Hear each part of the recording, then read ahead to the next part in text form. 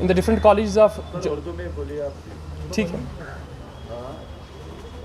हम यहाँ पे असल में यहाँ पे हम आए हैं, जो हमारे मसाइल है कॉलेज कॉन्ट्रैक्चुअल लेक्चरर्स के जो यूटी के मुख्तलिफ़ कॉलेजों में काम कर रहे हैं, चाहे लेक्चरर पोस्ट पे कर रहे हैं या टीचिंग असिस्टेंट्स के पोस्ट्स पे काम कर रहे हैं।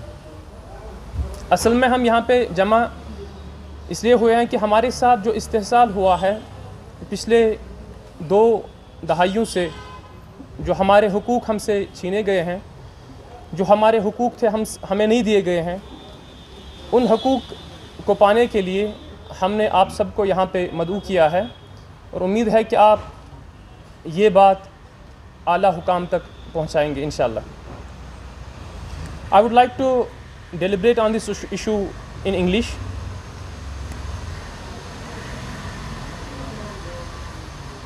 We, the college contractual lecturers, have been subjected to the utmost humiliation by the Department of Higher Education of erstwhile state of Jammu and Kashmir, now Union Territory. It is we, the academic arrangement candidates working in the different colleges of Jammu and Kashmir UT, who have kept the skeleton of higher education alive. We have always worked at par with the permanent faculty wherever available. The term wherever available here, मैं आपको यहाँ पे इसकी वजाहत करना चाहूँगा, वो ये है कि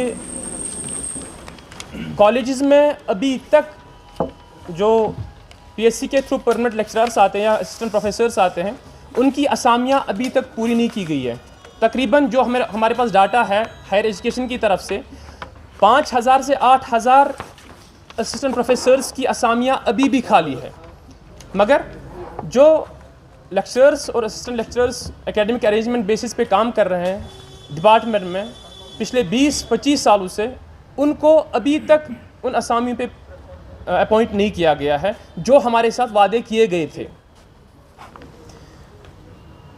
Despite the above mentioned facts, the department has never paid any attention to address our genuine demand, that is regularization and job policy, which is our due right.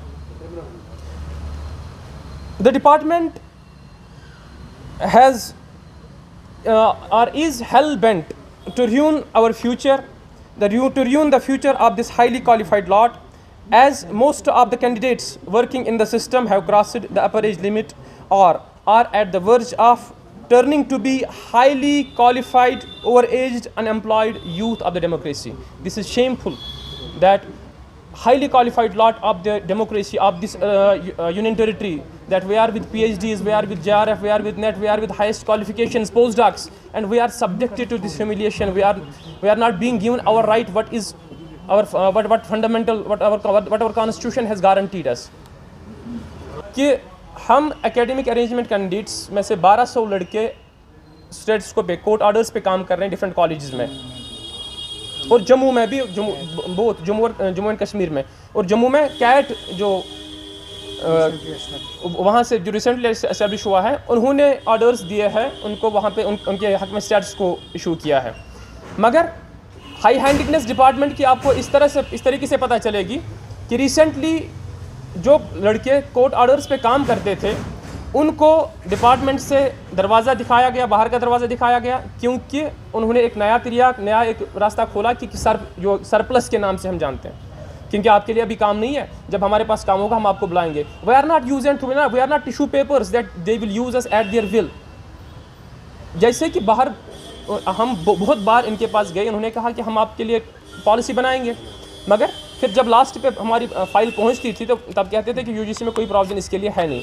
मेरे पास तकरीबन 20 या 25 डॉक्यूमेंट्स है डिफरेंट स्टेट्स के, जो हमें ये दिखाता है कि कैसे मुख्तलिफ़ रियासतों ने या मुख्तलिफ़ यूनियन टेरिटरीज़ ने एकेडमिक अरेंजमेंट कैंडिडेट्स को रेगुलराइज़ किया। ये आर्डर रिसेंटली फरवरी या मार्च में पास हुआ है हिमाचल प्रदेश गवर्नमेंट से। ये हमारे कश्मीर का ही है। The candidate was working on academic arrangement basis. His name is Javed Mohideen. He was appointed as assistant professor by Higher Education. His Excellency Manoj Sinha, worthy advisor Higher Education, Shri K.K. Sharma sir, and all the concerned authorities to take personal interest in resolving this grave and long pending issue once for all, and continue our services without any disturbance and interruption, just like those of medical education department academic arrangement candidates, till the government comes up with a concrete roadmap and job policy. And it is requested that the pending salaries, एक बात मैं यहाँ पे आपको बताना भूल गया, वो ये है कि 1 अगस्त 2019 से लेकर मार्च 2020 तक हम लोगों को एक भी रुपया तनख्वाह का नहीं दिया गया।